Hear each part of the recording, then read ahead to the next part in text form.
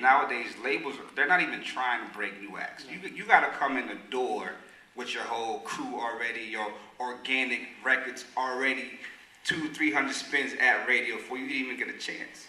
They're not investing the money to get you hot no more. The artist development and labels are just completely over. That business is done. When you do a publishing deal, they now own that publisher share of 50% of your publisher share. Okay? So when you set up your company, these are the two ways you get paid. You know what I'm saying?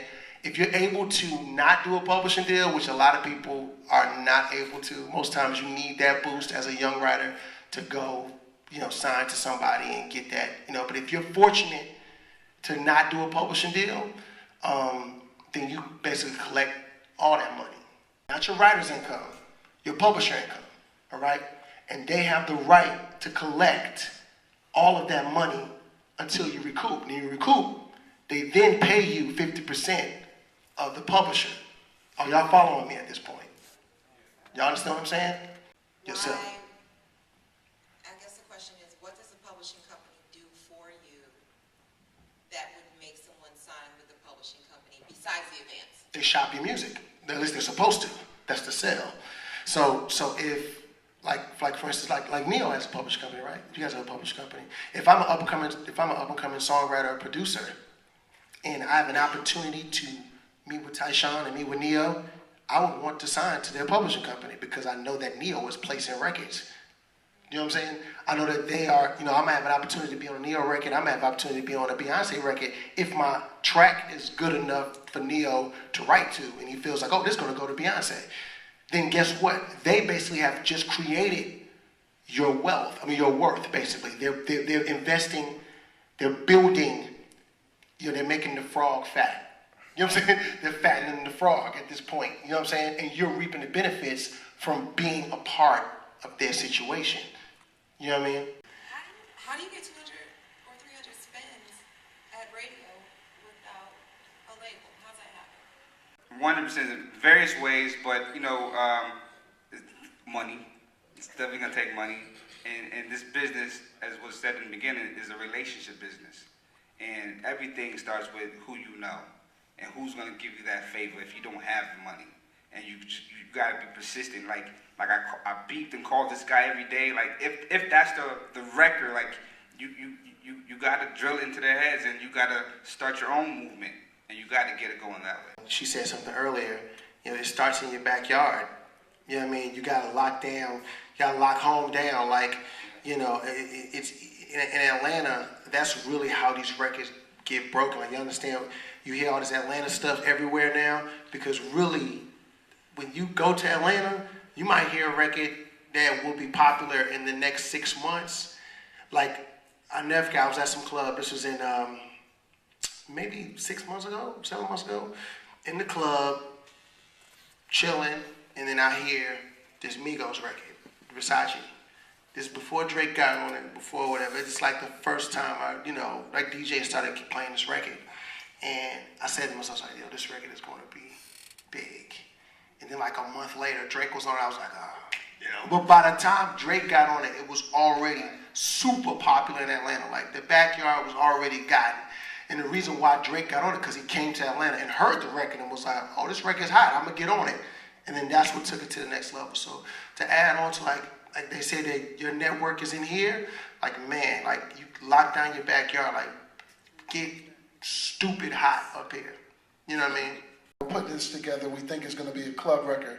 Come down to the studio and let me know if this is something that you would play. So I get to the studio, listening to it, and I say, yeah, Brian, this is going to go. This is 12 to 3, meaning I'm going to play it at the height of the party between 12 and 3. If my opinion goes in that direction early, one, because they trust me I'm going to tell them the truth, then they automatically know before the rest of the world hears it that this record has a chance. So let's say if I come in, I'm like, I don't know about that one, man. You may not want to use that one. Then they say, okay, well, because we value this guy's opinion, he's in the clubs all the time, we may have to rethink this. But because my relationship with them, I can be honest, good or bad. This record is a hit, this record is not. I can tell them legitimately that this will go, this one will not go. So generally, with the relationship between guys like him and Tishawn and myself, like the honesty is there, so I can give them the honest feedback to let them know if this record has a fighting chance. I mean, everyone lives in their own bubble, so it makes sense to ask for that opinion outside of your bubble. I will say this about record labels now is that the incentive to push the button is way higher than it's ever been because they have to now. You know what I'm saying? Once you invest in that and you own now you have a 360 deal with this artist or this company. They're really like if you're the company, you're definitely like on their neck. Like yo, okay, well listen, if you're gonna make money off my touring, if you're gonna make money off my all this ancillary stuff, what's up? You know what I mean? But amazing, you said something earlier about how the deals that you guys, you know, to do with Neo and just saying like, you know, I'm the 360 always has me torn because it's like, you know, we come from an era where it didn't exist, and you know, you guys make that money. Def Jam doesn't. So would it be fair if Def Jam did make that money? Because you guys are creating it. No. Exactly. Would not be fair. So to that, I think that's what she's trying to get to. In that instance, no. But I have another artist. She's on Columbia Records. Her name is Ravon. She had a single out with Wale called Better Be Good. She currently just did a deal with Tangeray. It didn't really have much to do with the label. She signed to us, and then we have the deal with Columbia Records. Because I negotiated the deal back and forth, so 100% I should take a piece of what I did. It wasn't her and her attorney. So you have labels that don't participate. But, you know, here's what it is. 360 is still a new thing. And labels physically aren't equipped to have staff to go out and say, Dad, Future just did 17 shows. I need a piece of that. Exactly. They're not equipped to follow that. So though you have a 360, they're not always collecting on that because they don't physically have a body on the road, out with Future. And if I'm Future's manager, I'm not going to tell you, I just did X. I'm not doing that at all. At all. In the case of you look at a Future or any rapper, from whether it's Yo Gotti, I had a conversation with, his name is Benny Pugh and he runs Epic for LA Sony, right? So rapper Yo Gotti probably did over 125 shows a year.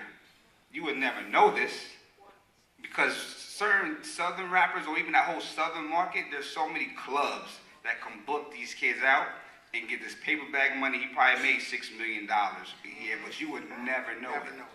But somebody like a Neo who can't play these venues, he plays other venues with the involved ticket masters and so on and so forth. That's all traceable. Yeah, right. So it's all about knowing the information and not allowing somebody's